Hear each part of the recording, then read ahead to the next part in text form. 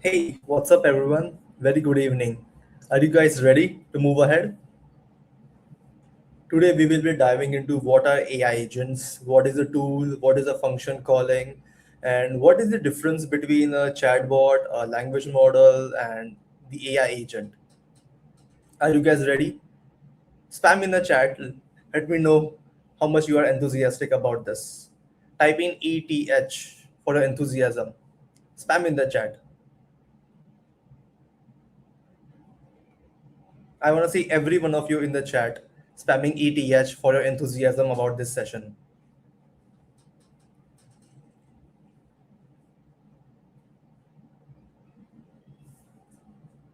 Come on, let's move ahead. So, before actually diving into the session, I want every one of you to imagine a scenario. So, since we all are engineering students and we have tons of work every day, building projects, applying for internships, or doing any research project, or working on a startup of your own, or if there's any test coming up in this weekend, or if there any semester exam that is coming up, and we get very little time for our presentations. So, and if I pick any five people of a group of 100 and we all can verbally tell what is the difference between all of these five assignments. So what if I tell you, using this platform, or which will be building in the upcoming sessions, that you just enter a prompt and this AI agent can itself create your own assignments, take your approval or your approval from friends, you or your faculties, which it can move ahead and it can automatically upload onto the designated platform, be it Google Classroom, MS Teams, Outlooks, and so on. If you had this tool during your college time, is it going to be accelerating your performance and your output? Tell me in the chat. Tell me yes or no about this.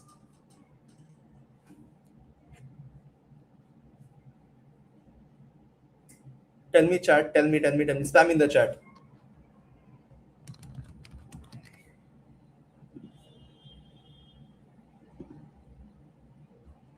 Only one?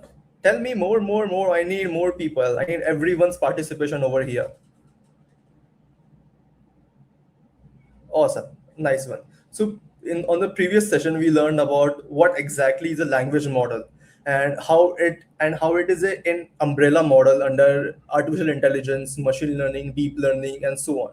What is the attention mechanism is, and what are transformers, and what exactly is the prompting, and how you can add prompts so that you get a better output from the AI agent, which generally talks about generic stuffs to do any of your tasks. So let's move ahead with the next part. So this is gonna be our agenda for today's session, from a chatbot to autonomous agents. And firstly, we will dive into Act One, followed by Act Two, Act Three, and so on and so forth. The final Act Four. In the Act One, we have the agent mental model and then the agent architecture. In the agent mental model, we will understand what exactly is the AI agent and what makes it different from a chatbot or from a chat GPT chat or a Claude chat, and so on. Next is the agent architecture, how you can attach tools, how the agent thinks on its own to do a particular task or to obey, and how to reason on its own.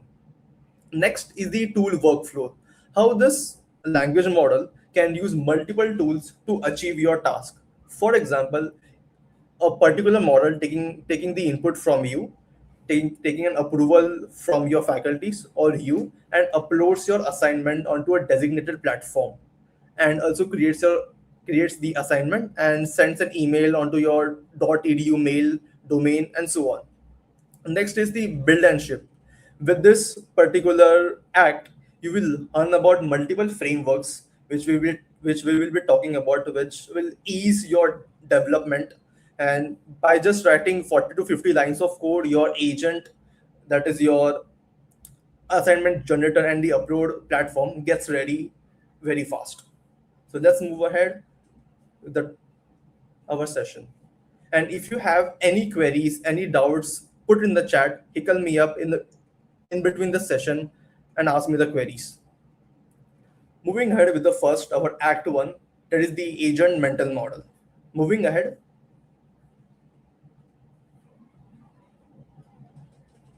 now can anyone put in the chat that what generally do they ask to chat GPT and what they expect to do it for them? Can anyone type it in the chat within just couple of words? I just want to see what do you do with the chat GPT. Tell me, spam in the chat. Tell me, people, quick, quick, quick, spam in the chat.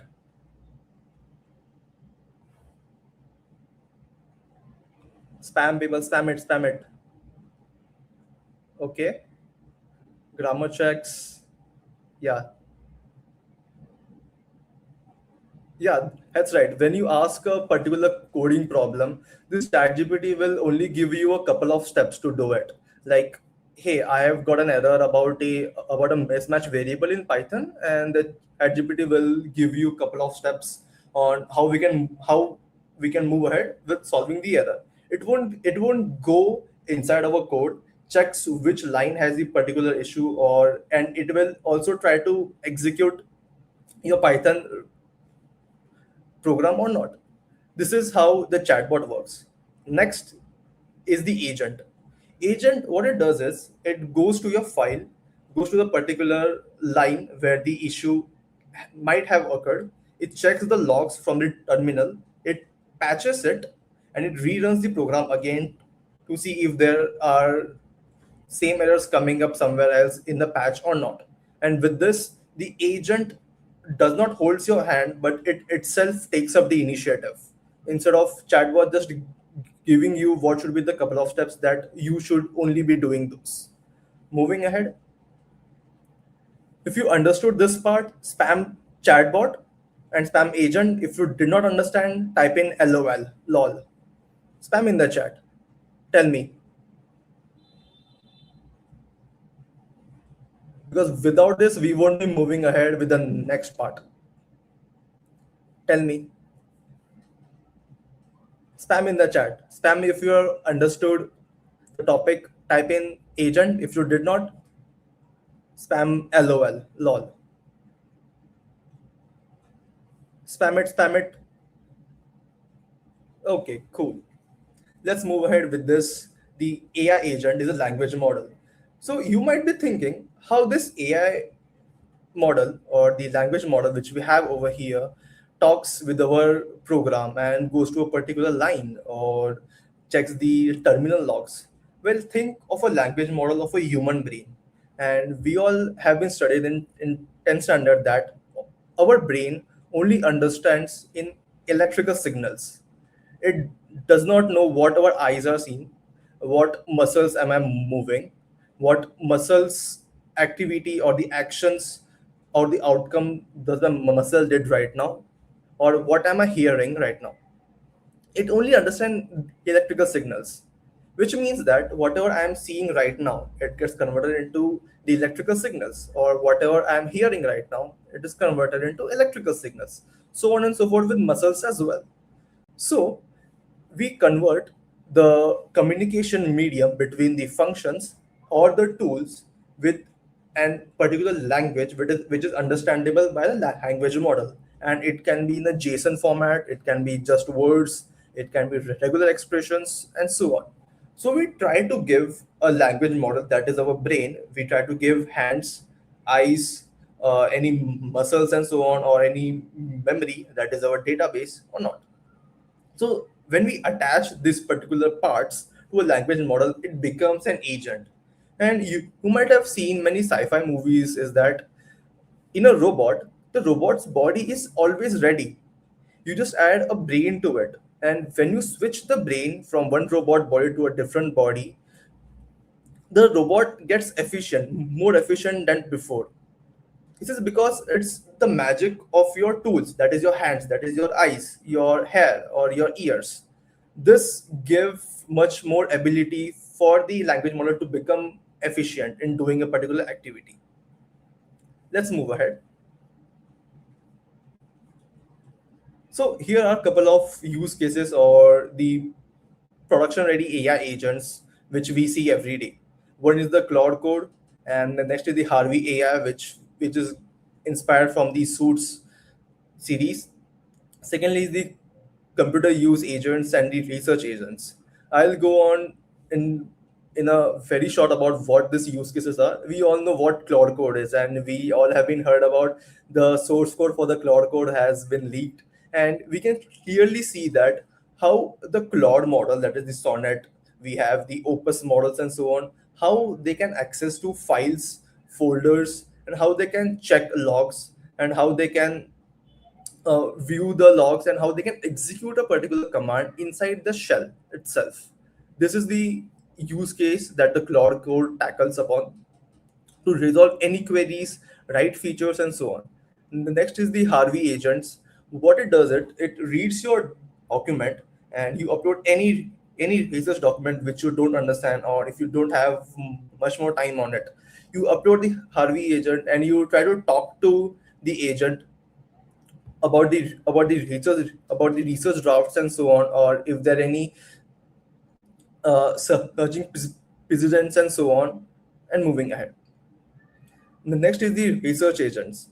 What it does, it if you upload a given research paper, and if you give a particular problem that, hey, I have a COVID-19 disease, so can you draft or can you guide me upon how can I build a drug upon it?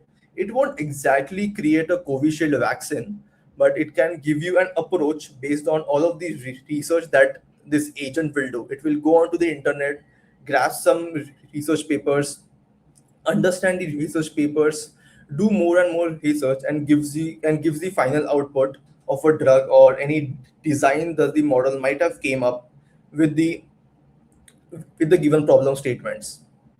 So let's move ahead with this part. Now, moving further, we will dive into the agent architecture. How we will understand how the data flows in the agent, in the language model, as it can only understand the words, just like our brain understands the electrical signals. Now, I want every one of you to spam the agent architecture if you understood whatever we have learned up till now. If you don't understand, type in LOL. Come on, people, spam it. Spam in the chat agent architecture.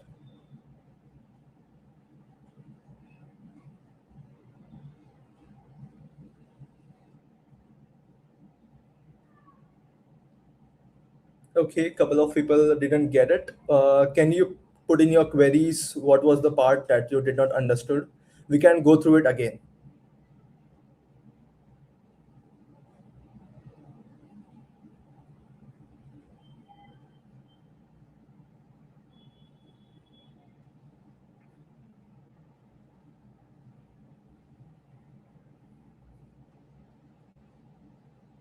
Cool. Then we will just take a one more step back, and we will check where you have lagged upon and where did you misunderstood a particular topic, and we can retake it again. So tell me which was the topic which you didn't got it. Tell me, people, spam in the chat. What was the topic which you didn't understood?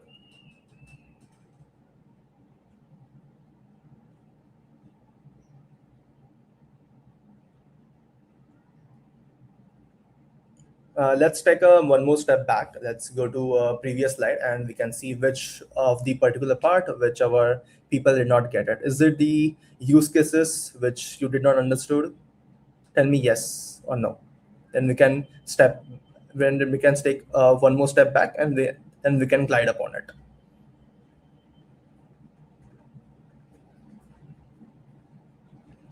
Tell me, is this the use case which you did not understood? What is the use case upon, or how this use case works, or what was it? Tell me.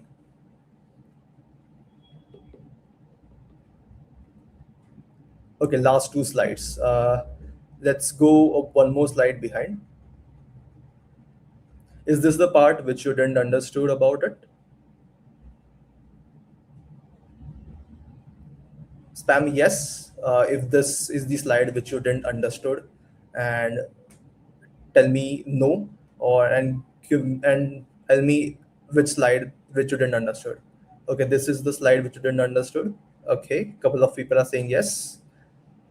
Okay, okay,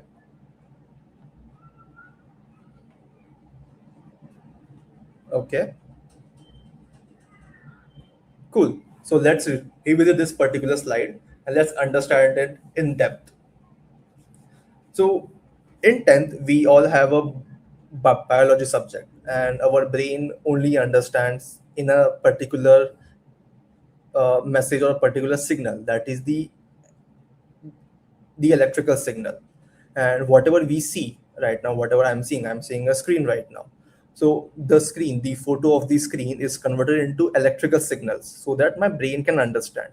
Similarly, my hands are moving over here right now, so my brain is sending the electrical signals to my muscles so that my muscles can move. So over here, I can see that the electrical signal is the medium my brain interacts with the tools. Over here, my tools are my eyes, my ears, my hands, my mouth. Is this up till this? Everyone is clear over here? Spam yes, if you got this concept clear over here right now about our human brain, how it works. Spam yes. Okay, cool.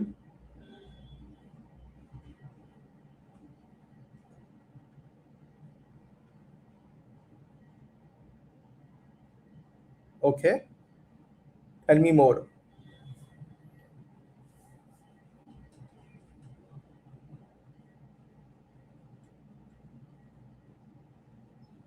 Yes, so this particular part is clear with everyone. So now let's move one step ahead in that how an agent will uh, become aware about that it has a particular tools. So let's consider an example of ChatGPT. We all know that ChatGPT only understands English, Hindi, or any language which we often speak. Right? It can be Hindi, English, Marathi, and so on. And whatever prompt I give to chat gpt, it can act accordingly, but those will be only set of words. It can use some special characters, it can use some words to tackle upon, and it can use some quotations, or it can use some create dictionaries, or create json format or json strings, and so on. So in this way, ChatGPT can only works within words. Now link this words with the electrical signals our brain works upon. Our brain only needs electrical signals to communicate. But in ChatGPT, it is a word that acts as a communication medium between the tools and between the ChatGPT. Now, is this part clear over here, everyone? Is everyone aware the analogy between the human brain and the chat GPT?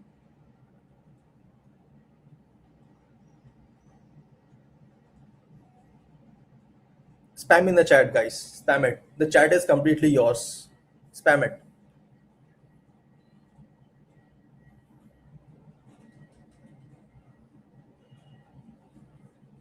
LLM is large language models.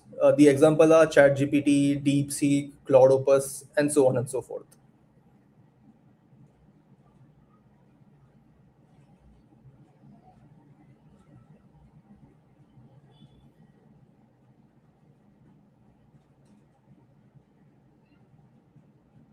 Okay, so this part is completely clear with everyone. So we can move ahead with the agentic architecture. Over here, we will deeply understand how the language model can communicate with the hands, uh, hands, eyes, mouths, ears, and so on. How it can create an action so that simultaneously it can see and it can move a muscle as well. We will understand our brain, how it takes a particular decision, how we think. Sometimes we overthink our actions and sometimes not. Same case happens with ChatGPT and so on. Is this particular concept clear with everyone? Spam yes. And if you did not get it, spam no or spam lol.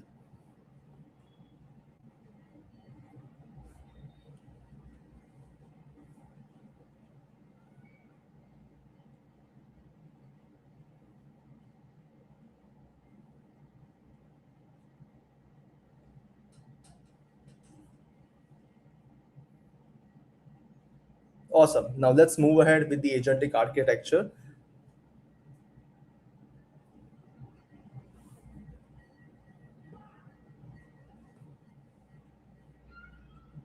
This is where our Act 2 starts and our Act 1 ends over here. Come on, let's move ahead with the next part. That is the agent architecture.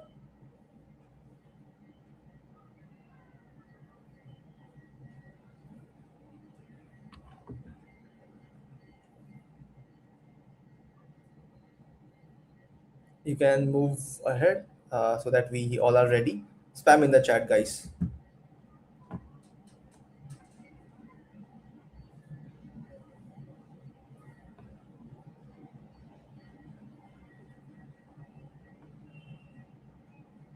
We can move on to the next slide, please.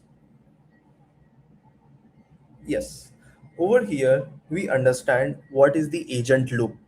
And every agent will run a loop on its own. Now let's take a particular example. I want to drink a water, and this thought came into myself. My body gave this signal to my brain that hey, there is a less water in my body. I want to drink it. Now I'll pick up my bottle. Now this decision is autonomous, meaning my brain gave a signal to my hand that hey, it's time to pick up a bottle, and I'll drink the bottle. I'll touch the sipper of the bottle to my mouth, and I'll drink it. And I'll move my hand away so that the bottle moves away from my face, and I'll just keep it on the table. Now in the second time, if I am thirsty again, I'll do the same steps again until and unless my thirst is over. I will repeat the loop again and again. Now in this way, the agent takes a decision, performs action. It perceives the environment, means it checks what are the available things we have to achieve a particular goal given by the user. Next is the planning. It thinks on its own that hey, I want I want to lift a hand of this user so that the user can drink the water. This is the planning phase. The agent talks to itself. It talks on its own that, hey, I want to lift a hand so that this user can drink the water. This is the planning phase. Now, then, this model will send a signal or will talk in words to the particular function which is responsible to lift or to take a particular action. For example, executing a Python code or lifting a hand so that my fingers can grab the bottle and I can move my hand closer to my face or my mouth. This is where the act comes in. And while drinking the water, my brain observes itself that, hey, is my thirst getting completed with the particular amount that I'm drinking autonomously? If after a couple of sips or say 5 sips, my thirst is completed, I'll stop the flow of the bottle and I'll signal again that, hey, your job is done. Now you can move the bottle away. This is where you observe and you get your result and you give a feedback to the user that hey, this is the result that we have got. Now this loop keeps on continuing. Let's take our programming example. I am writing a Python code, and this time I'm fed up with the chat gpt that hey, this only gives me a couple of steps to write. Now what this agent will do is I'll give the error that hey, I am getting this error. These are the logs from the terminal, and here is the Python file which is responsible. Now this agent will check what all things we thinks does this environment have. What are the files? What are the terminal outputs does it have? And is there any screenshot does the user attach with the error? Or is there anything else which I'm not aware of in my environment? Next, it will think on its own that hey, this is the Python code, and as far as I know, the variable should always be declared outside the functions or above the functions before referencing it. This is the plan the model does on its own. It thinks on its own. Next, when the planning is completed, it will act. It will call the function which is inside the model, right now. I'll take a consider as, suppose this remote, it's outside my body. The hand is attached to my brain right now. Now I am taking an action to grab this particular remote so that the plan which I have been doing is completed.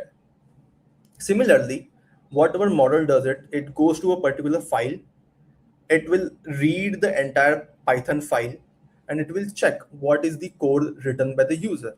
And it will simultaneously also check the logs which are in the terminal with the user executed before before giving its error to the model, and it will act accordingly. It will check which line has the issue, and it will just rewrite the code on its own. And here the action part is completed. Next, for the observe, what I'll do is, suppose this a job of this remote is to on and off a particular system. Now this, using the act, I'll press a particular button on this remote, and if the action succeeds, if the goal achieves, I'll just hand over the user that, hey, your task is completed, my job is done. And if the model gets a result as wrong, or if the Python function or the program aborts again, it fails again for some different error. Now this loop will continue again and again. It checks what files does it have, or is there any additional file generated during the execution or not. And until unless a goal is achieved, this model won't stop. The loop will continue. Is this part completely understood by everyone? Spam agent loop if you understood this. If not, type in LOL.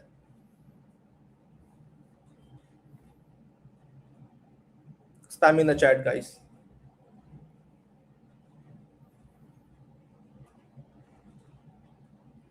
We will be having hands-on in the upcoming sessions.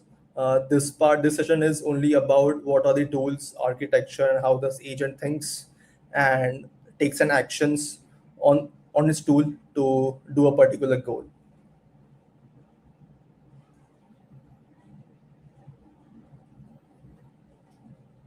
Spam in the chat, guys. Spam it.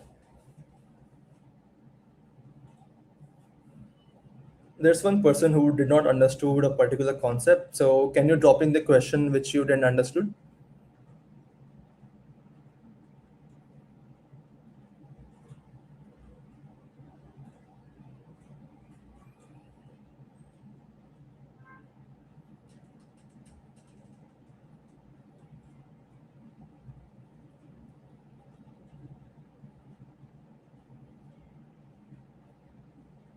Somebody just entered LOL. Can that person add in their query so that I can solve it, and then we all are in the same position with this session? Tell me your comments. Spam it.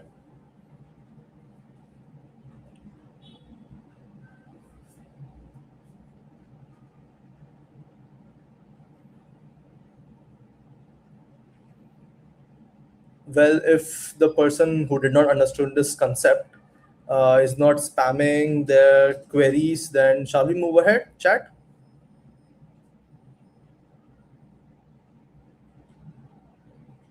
Type in your queries, guys.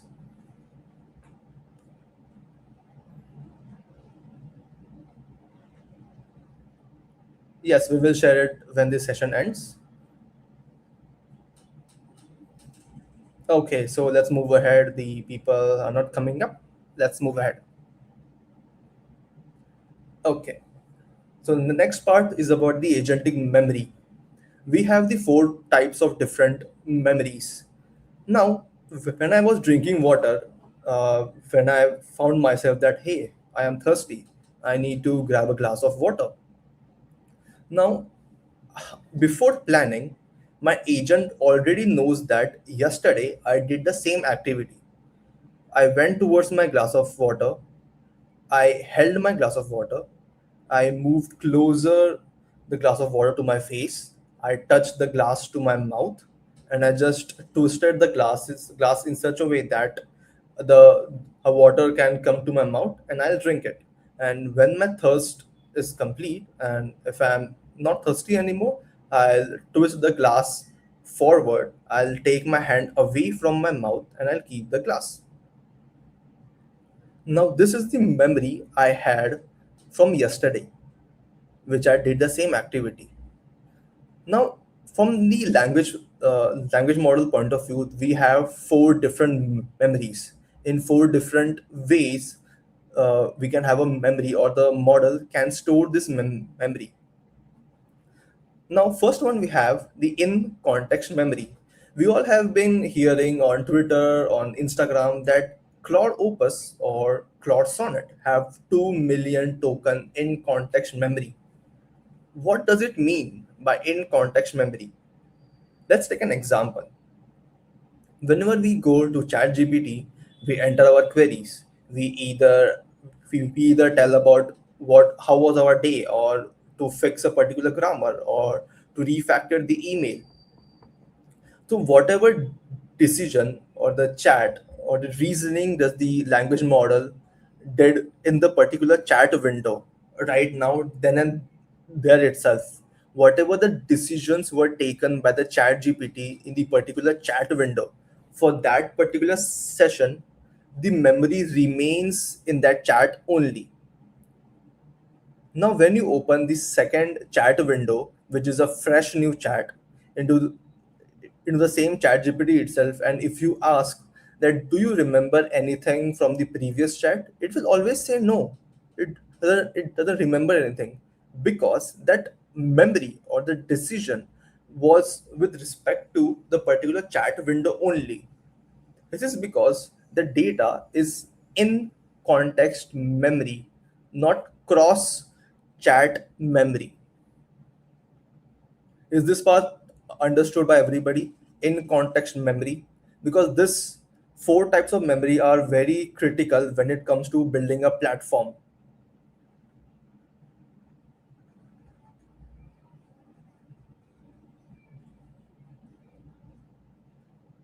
Is everybody able to understand?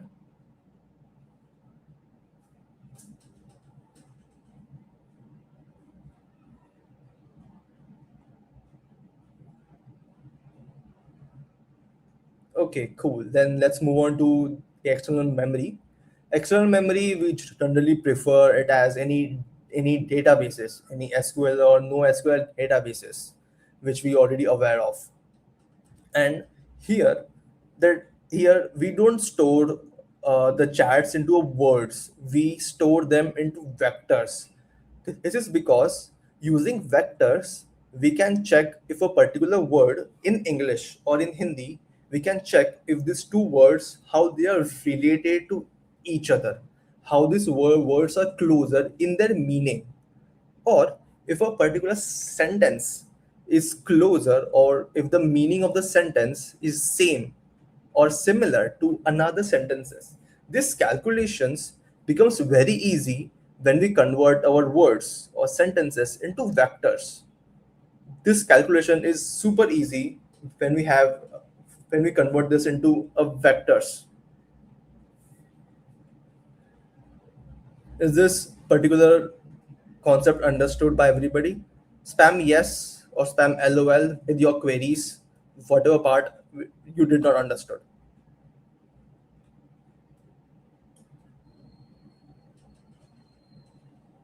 Well, it depends on your use cases, which part of data you need to add it in the memory. For example, for any platform, we never have in context memory. We always have an external memory. We always prefer external memory in place of in context memory, always.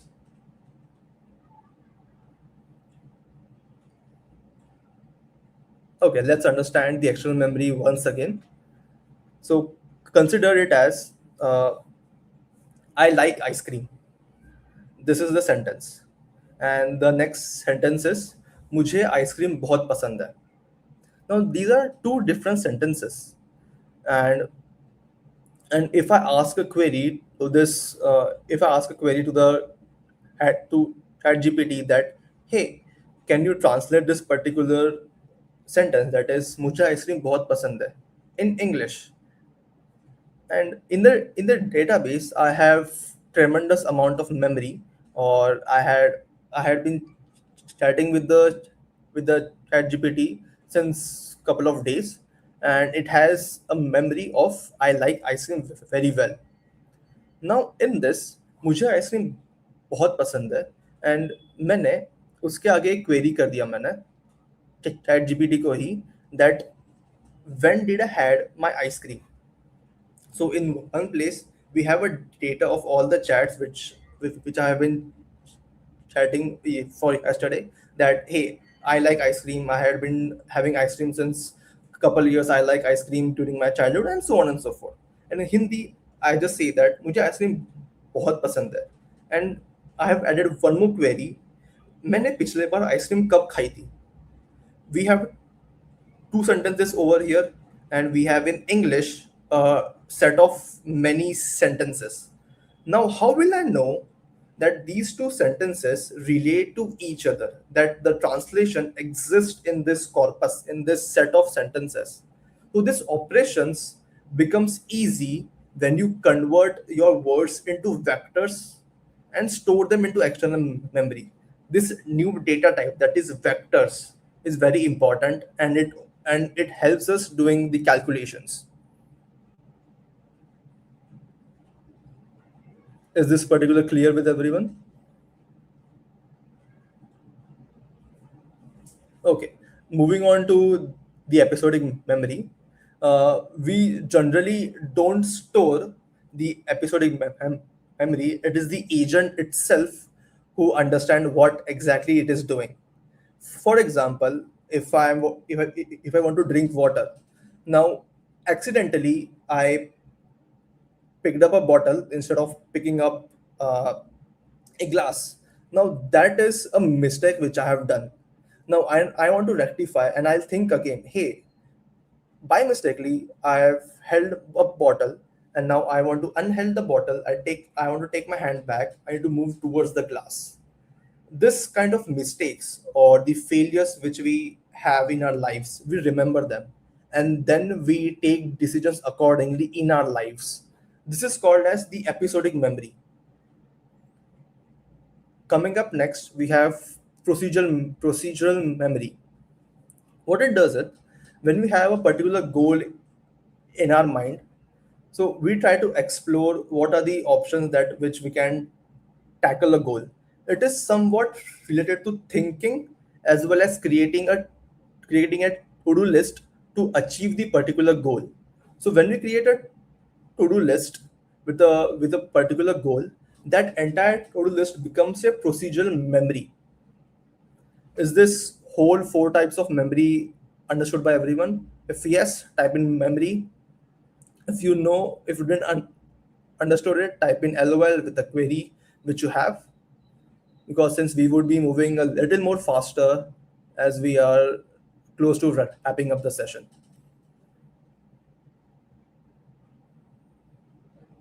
Spam in the chat, people.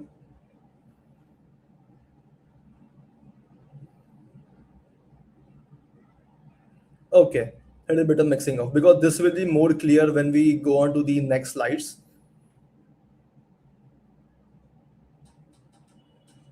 Yes, external and procedural is kind of interlinked, because external we store all of the chats that we have in at GPT into a database, whereas in procedural model itself thinks, वो सोच के ही to do list बना देता है, and then that to do list becomes the task and it becomes a part of the memory. Now let's move ahead. Now here comes the planning strategies. We have three types of planning strategies over here, that is chain of thoughts, the tree of thoughts, and a react. What chain of thoughts is, if I want to grab a glass of water, what I'll do is I'll first think that hey, I'm a thirsty right now, and I'll look around that is there any glass over here right now, and then I'll move my hand towards the glass. This is the set of actions that I'm thinking that I need to do it. Now, in terms of Agentic, it will first check what are the files do you have in the example which we took. When you have the Python error, it will first check, hey, this is the Python file I have, this is the line of code where the error has, and this is how I need to fix it. So this the chain after each and every point that I'm thinking of to achieve the goal is called as chain of thoughts. Secondly, when we have more and more chain of thoughts, it is called as tree of thought. For example, when we overthink a lot, that hey, in a Python code, this function might have error. And to solve this, I need to create another function, and so on and so forth. And at a point when I'm creating the second function to solve the first function, so there might be an issue that the second function might have an error. So I need to take a one step back, and I need to come to the particular function again.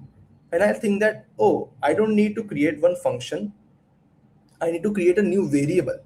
So this change of decision line is called as tree of thought, and it is used by at GPT o3 model, Opus 4.7, 4.6, and all of Sonnet models as well. Next is we have the React model. In this way, the model does not think infinitely. It takes action whenever it thinks that, hey, the thinking process is completed, and now I think I should take an action right now. So it is a combination of reasoning and action as well. So this is about the planning strategies.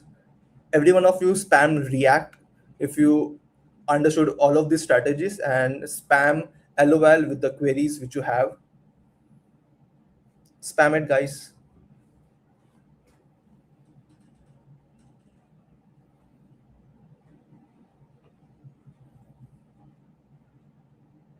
This is kind of a philosophical, not an engineering.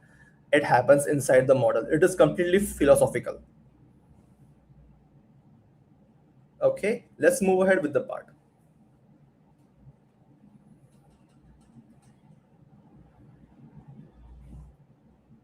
Let's move to the next slide. Yes, over here, the next part is the multi-agent systems. To achieve a particular goal, we may require a one particular agent which can solve our task. But if the goal is much more bigger, we may need to create or spawn two to three agents simultaneously. For example, I have a very big Python code, and in a particular function there's an error, and I'm not sure where this function will react if I fix this particular function. It may have its consequences to somewhere else or to some different functions. And then I want a particular agent to explore the entire code base, to explore and all of the file system it has, all of the lines of code it has, and it will check the fix is right or not. So over here we have three agents: the researcher, coder, and the reviewer. Researcher will check any documentation, if I'm writing the correct syntax of a Python code or not. Coder will write the code and will run the code to see if our fixes is right or not. Then next is the reviewer. If the fix is done right or wrong, it will try to verify if the fix is right or not. And when these three agents work with themselves, and each of these functions and the agents have a particular final output, it will present this output to the user that, hey, your task is completed, and now we are going to the sleep and the loop is completed. And all of these three agents will follow the same loop. It will perceive, it will plan, it will act, and it will observe. Multi-agent system is nothing but one particular agent will divide a task into multiple independent objects, and it will assign to multiple agents under it. It's like a it's like having a higher manager who is trying to assign some job or some work to its employees. So is this part understood by everybody? Spam multi-agent or spam LOL if you did not get it with the queries.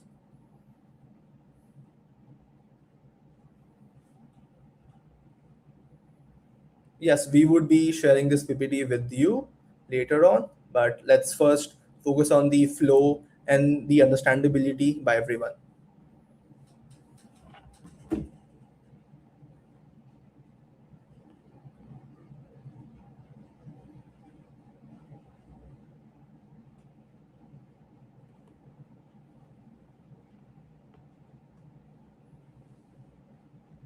Okay, so let's move ahead with the next part.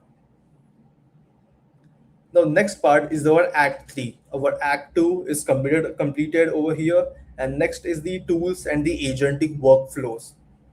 So there are multiple approaches for a language model to become an agent, and these are the RAGs, the MCP workflows, and so on. So let's move ahead with our Act 3. Now, here we can deeply understand how a model can call a function. Here you will understand how our brain and our muscle works, how the brain sends an electrical signal to a muscle such that the muscle can react. In this way, a function will require a particular string, and how a model, that is our language model, will communicate with the function. In the first block from the left, we can see that we define our tool. uh, the name of the tool is search web, and its description as searching on the internet. When we give a particular search string, that is, hey, what is gsoc, or any queries to the tool, it searches the web. Next, we ask the model to call this particular function, and how the model is going to call it will output a JSON, and this is how a JSON looks like, which is in the second block from the left. This, on the heading, it has the model response bit. This is how the JSON is written by the model itself. The model can communicate only in English, Hindi, or any words which are present in the dictionary. In this way, the model will communicate with the function, and it will say that tool, that is search web, with the following parameters or the arguments, that is GSOC 2026 results. Now, in this way, the function gets automatically called because it has received this particular JSON string.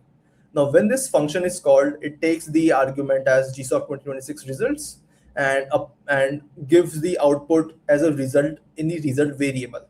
And now I'll just append this result variable into our model, and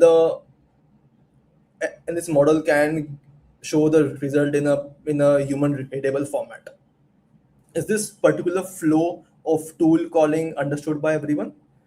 This is the very fundamental how the model calls a tool. It can be eyes, it can be mouth, it can be many muscles, and it can be particularly API calling, database storing, fetching any data from the database, or filling a form, and so on and so forth. Is this particular thing understood? Spam tool if you understood, and spam LOL if you didn't understood with your queries. Spam people, because we have very less time to move ahead.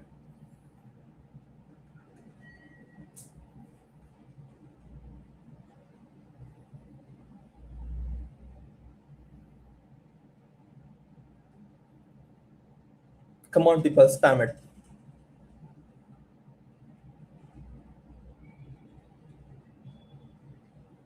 Well, we have some regular expressions, which like we have a framework, which called as LangChain LangGraph, which detects that what does the JSON has it. We tell the model in the system prompt itself that, hey, you need to talk in this particular JSON format itself. And when this format is right, our framework can pick up the JSON given by the model. And when this JSON is right as per the required format, then that function is called. The handling between the tool and the function of the JSON is some kind of 4 to 5 lines of Python code, which is completely of regular expression. It's just filtration of the chat. This is how the function is getting called from the language model.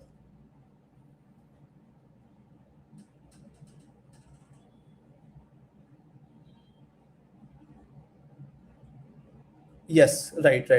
You are right. Whenever you see any commands the model is showing, it actually runs the commands in a particular environment when you have the agent solving your queries. So let's move ahead with the next slides. The next part is the RAG. What generally happens is when you ask your chat GPT about any particular encyclopedia or any religious books to find a particular topic which you are interested in, and it gives very generic answer to the query, but you are expecting it to dive very deep into the topic and fetch me the results. This is because the model was trained on a summary of the data which you were looking for, or very less data it was trained upon. What you are expecting is to have a very deeper answers. Now, what you can do is you can go ahead with the RAG approach, that is retrieval augmented generation approach, which we will be looking in the upcoming sessions, how you can create RAG models and so on. But for now, let's take into understanding that you have a particular data set about a particular encyclopedia which the model is not aware of, and it can be anything, be it use case about your own problems or what you do in daily life, that the model can actually solve it. The entire data set is given to the model as a basic understanding of what the data you are looking for. This is kind of an open book test for the model. The book is completely of knowledge the model can use to answer any queries. So let's move ahead. Now, next is the model context protocol. This was invented because when we have multiple functions, that is, if I want to connect GitHub, if I want to connect Slack, or if I want to connect any teams and so on, and if I want to do a particular action that, hey, create a PR onto GitHub and give me the link of the PR in my Slack. Now in this way, I need to plan, I need to post to GitHub, and then I need to come back to Slack. Now this particular flow, I need to hardcode the flow into my algorithm. As we can see in the first red block, that Claude X GitHub becomes a one connection, Claude X Slack becomes another connection. So this connection needs to be swapped whenever I need to do cross action from the tools itself. Now, this can be huge permutation and combinations of each tools whenever I append new tools, so on and so forth. So over here, the more the permutation combinations, more would be the slower outcome and the deeper thought process by the model. Now, what MCP solves it? It creates a connectivity bus given by all the connectors, that is GitHub, Slack, and so on and so forth. We would be diving deep into what is MCP in the next sessions, but for this, understand it as a one common highway that the model can communicate with these tools, and it can orchestrate between these tools as going first to GitHub or going first to Slack, then to GitHub, then to Slack once again, and it can go on any loop possible. So up till here, has everyone understood about RAG, MCP? Spam in the chat, yes, and spam lol if you did not understood it.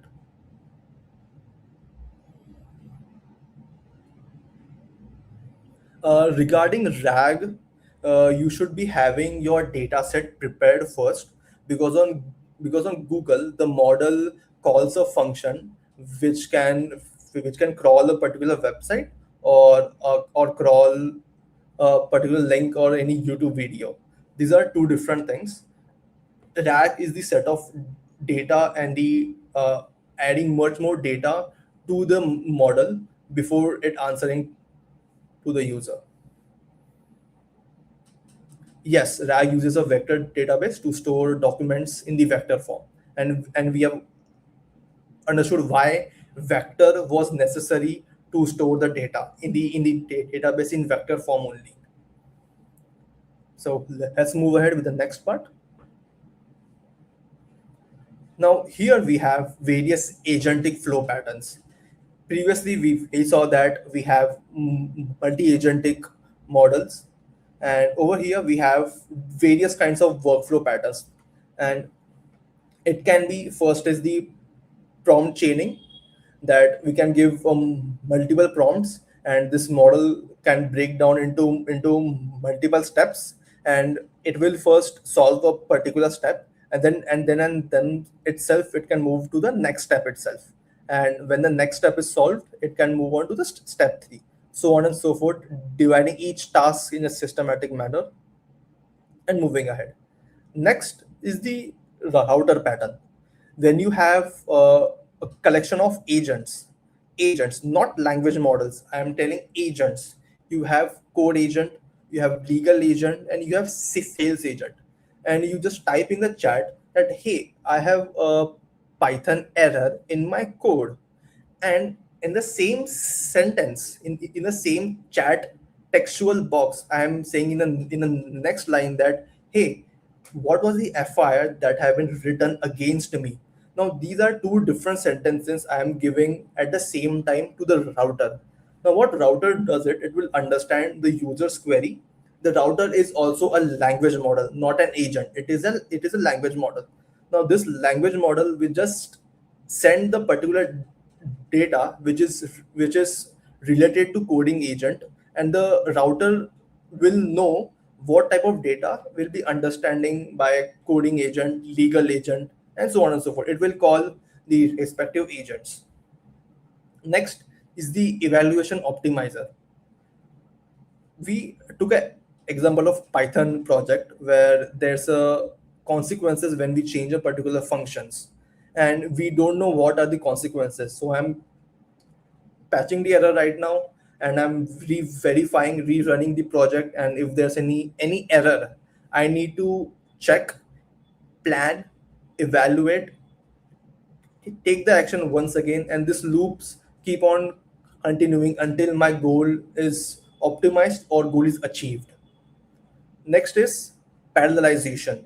In the previous example of multi-agent, we saw that to tackle a particular problem of of the same Python project, we need to serve for Python documentation if we are implementing the Python code in a right syntax manner. Secondly, the Python code writer, which will actually patch the function. Next is the agency, which was the agent runner, which will run the Python code and check if the implementation was right or wrong. In this way, the task splitter will split the task across agent A, B, C. The router pattern and the parallelization is same, but it's just that agent A, B, C are achieving a single goal, whereas in router pattern, the different agent are achieving different goals. This is the main key difference between router pattern and the parallelization. Is this part clear for everyone? Spam workflow if you have understood, and spam LOL if you didn't.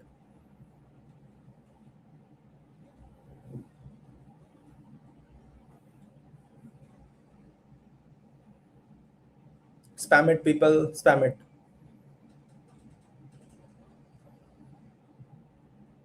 We are already overhead of the time, and we need to move ahead quickly. Spam in the chat.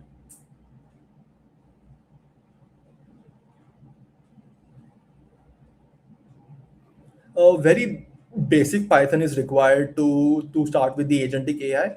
Well, we have frameworks and libraries which I have in the upcoming slides, which can make it super easy, and within just 2 to 3 lines of simple fundamental Python code, your agentic AI is completed. Now let's move ahead with the next slides.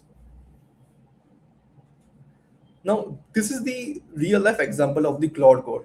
We understood that there are some real use cases in the second and the third slide, and this is one of the example of the cloud code. In the second line, we can see the word Claude. This is how I am calling my agent.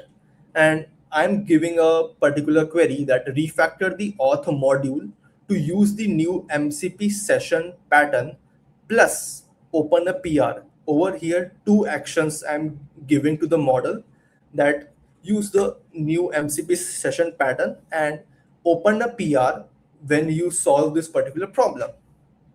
Now there will be multiple loops over here occurring.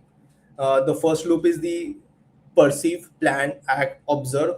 This set of loops will always present in all types of architectures, which we have observed previously. This loop will continue again and again until we have achieved our goal. And each perceived plan, you can see that the model is thinking differently.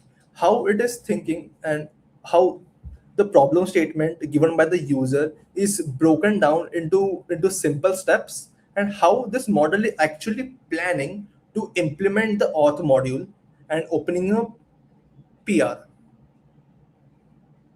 In the first, we can see that it is reading the files, the auth slash session slash ts, that is the TypeScript file, which is different from the Python.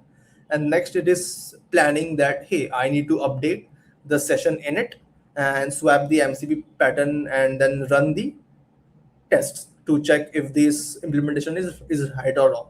Next, I'll call a tool to edit the file, and next I'll observe is that is file written successfully or not. And next, in the next loop, we can see that I'll read the updated session file if this is updated with the given patch or not, and so on and so forth. This loop continues again and again and again until we have achieved a particular goal. So let's move ahead. Now, the final boss with is the when the agent has every control of your system. You must be hearing about the news is that this agent has deleted the entire production database, or the Amazon servers were down because one of the employees wipe coded a particular feature, or you also heard the news about the Vercel getting hacked because the employee used a particular platform of the agents. So this is the dangers of the model. When you give the complete access of your systems, you are giving the all privilege access to the model, that you can execute any commands, you can crawl any files, folders of your system. So this model is super dangerous because you are not restricting the model. It is a devil inside a box. And how you can restrict this devil is that giving very limited access, only restricting the model that, hey, in this particular workspace only you can edit these files. Apart from this workspace, you cannot edit, you cannot even read, write, or execute the files apart from these workspaces.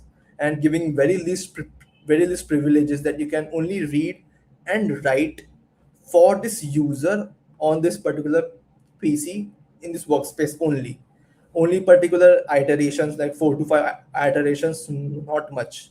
And I'll only have $20 worth of cloud code or at GPT. Above that, I won't be paying much because this model will go autonomous and do any dangerous and so on. And next, whatever actions, uh, writing the new files or creating new files, I'll take approval from any human. Now, these are the set of rules which you need to keep in mind, or to create guardrails for your model so that it doesn't go haywire and compromise your entire system. So let's move ahead.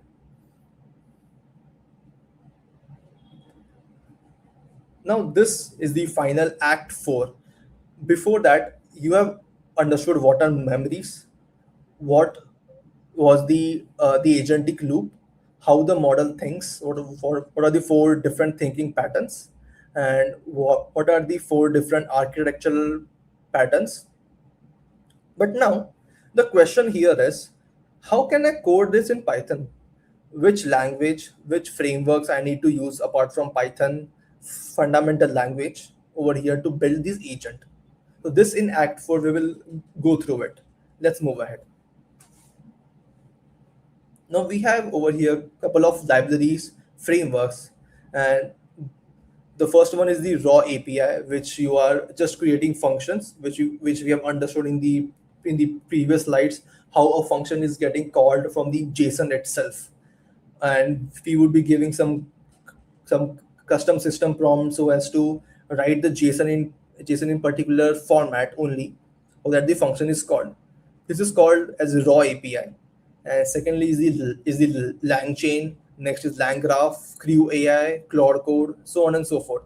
LangChain is a library which you can get many more functions, and you can attach databases, create RAG models, very simply just by writing one line of Python code, and your entire language model becomes an agent. LangGraph is used when you have an agentic flow that, hey, at this particular step when I need to read a file, next step is going to be understand what was the file is, and then the second step going to be writing the file again, and so on and so forth. When we have a particular workflow defined by ourselves, we use the LangGraph library. This flow is very different from the agentic workflow which we saw previously. That part is completely different. That part happens inside the model, not outside of it. True AI is another library when you give a specific persona, when you are creating a legal agent or coding agent or Harvey AI, so on and so forth. Next is the Cloud Code. Cloud Code is not a framework, but it's a tool which you can use to create any agentic models or tools and anything. Literally, you can create projects, you can ship it to production, and so on and so forth. And recently, Cloud Code has released their software development kit, which is the new framework. Just by using it, we don't need to create or write LangChain libraries functions and LangGraph as well. Just by using the Cloud Code software development kit, it has particular functions which can handle the heavy lifting done by the LangChain or the LangGraph. So is this particular frameworks clear for everybody which you need to use it while creating your own agents? Spam in the chat which frameworks or others which you are going to use to create your models next. Right, Cloud Code is not free right now. You need to take subscription of 20 or $100. Yes, you can use it open source models. There are a couple of blocks uh, by which you can use NVIDIA models or Llama models and so on.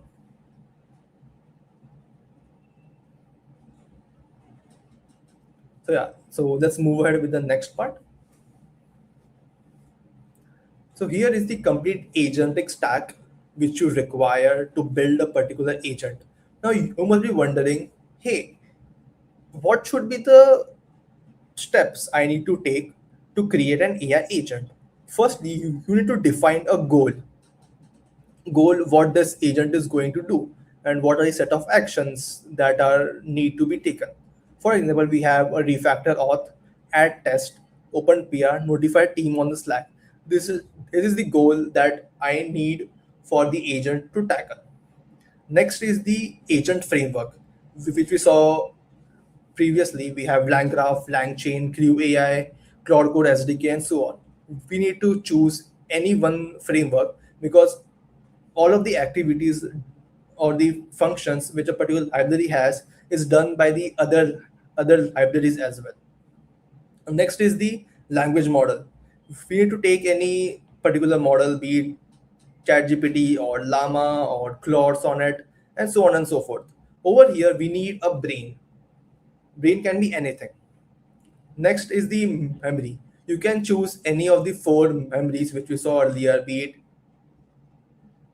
in context memory or episodal memory or RAG memory, and so on and so forth. Next, in parallel with the memory, we give access to the tools to our language model brain, be it web search, be it opening a file, reading a file, writing a file, and so on. Next is the infrastructure where we would be deploying our agents.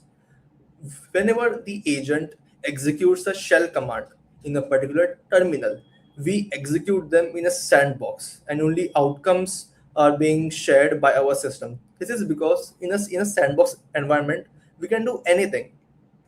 And even if a particular shell commands uh, is against the privilege or it can compromise the system, then it does not affect our own laptop or systems when it is executing in a sandbox. So we need to always ensure that whatever the model is thinking and planning and taking action, it should always be in a sandbox. So this is the agent stack that you need to study before creating any agent. So let's move ahead. So you can copy this particular set of lines of code, and you can see that we are using Anthropic, which is the Cloud Code SDK, and it just uses a tool which is called as Run Python, and you can give a prompt to this particular agent that hey, create a Python code, execute this Python code, and show me the output. Now this is a very raw agentic model which you have. You can just copy this code blindly. You can get the Anthropic API key and run this model. We have all the instructions ready over here, and you can add much more tools, that is web search, reading files, executing files, or writing files, so that it becomes more agentic or more tool orchestrator, and not just calling one particular function, that is the run Python.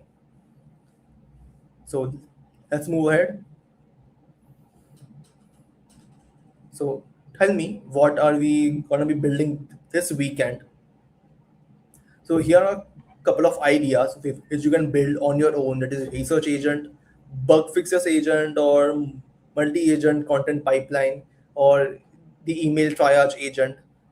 So tell me, if any ideas you have, feel free to enter, type in, or create any agent which you have, and he would be sharing everything, all the resources which you would be requiring to create any agents, and so on and so forth. So over here, I wrap up with this session. And if you have any queries, put in the chat, be it of Act 1, Act 2, Act 3, and Act 4, of anything. Put in your queries. I'm happy to solve it.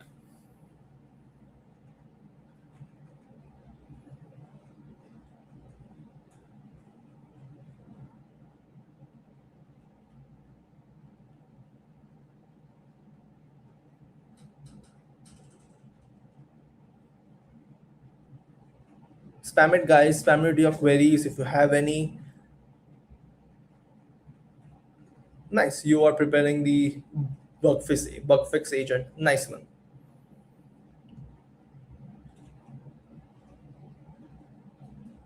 Well, you can upload this agent onto GitHub, or you can deploy it to Vercel, share the URL, and we can evaluate and we can share reviews how you can build it more efficiently, and so on and so forth.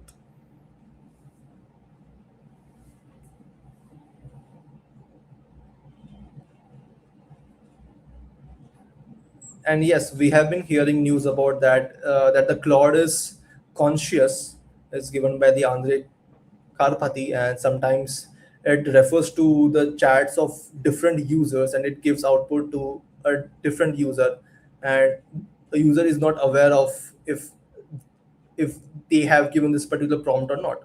And yeah, that is pretty most auspicious. Yes.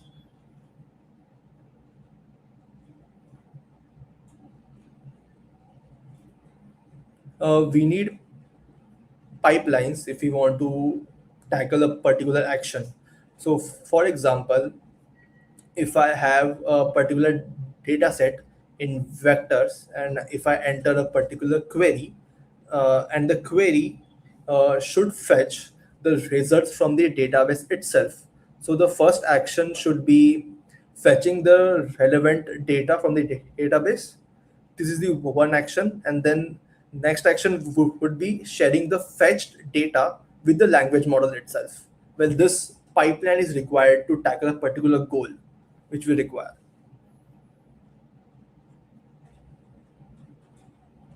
Yes, that's awesome. You have created a job filling agent. Awesome.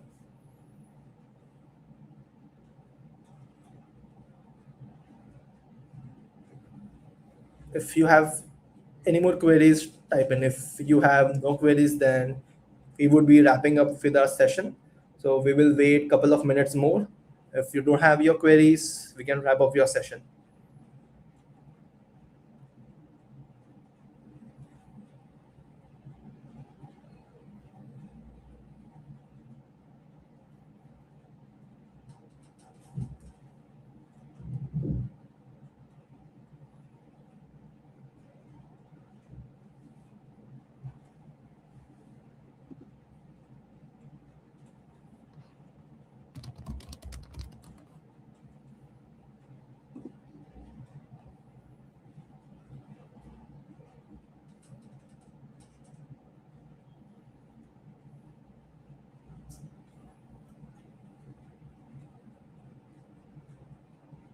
Well, since you don't have your queries, we will wrap our. Oh, there's one query.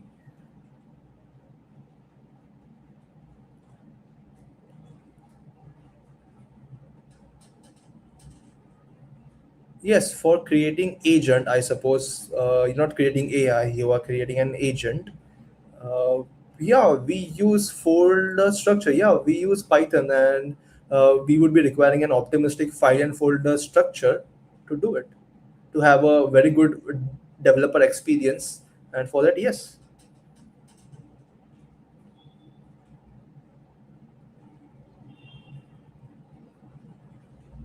yes, right, right. Same way we use for apps, websites, and so on. Yes, absolutely right. Well, we'll wait for one more minute and then we can wrap up with this session since I hope that doubts are clear. If you do, if any doubts are pending, spam in the chat.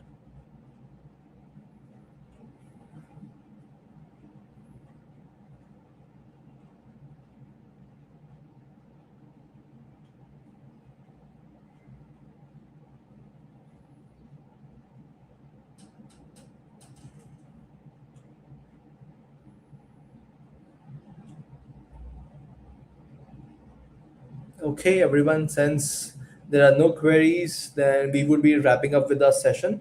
In the next session, we would be covering and diving more deep into what exactly is the RAG, that is Retrieval Augmented Generation, what is MCP, Model Context Protocol, and how you would be creating the models, which we often call as RAG model or MCP model or the agentic model, and what are the set of architecture inside it. Although what we saw is the very high level, and in next session we would be diving deep into what what is the internal structure required for the language model to become an agent. So with this we are wrapping up our session 2, that is about the AI agents, tools, and architectures. So see ya everyone in the next session, that is session 3, about RAG and MCPs. So bye everyone.